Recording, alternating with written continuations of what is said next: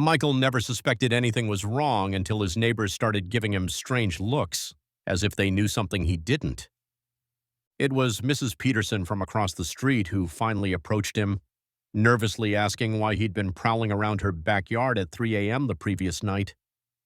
Completely bewildered, Michael insisted he'd been asleep at that hour, but the security camera footage Mrs. Peterson showed him on her phone left him speechless. That night, determined to uncover the truth, Michael set up his laptop camera to record himself sleeping, unaware of the horror he was about to discover. The footage revealed a nightmarish truth.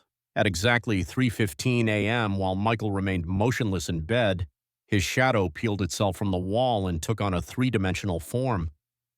With fluid, inhuman movements, the shadow entity slithered across the room, paused at Michael's bedroom door, and turned back to stare directly at the camera with glowing pinpricks for eyes.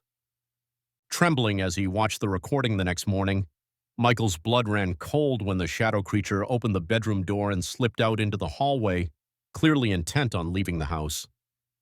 For the next week, Michael fought to stay awake all night, fortifying himself with energy drinks and fear, but by the eighth night, exhaustion finally claimed him.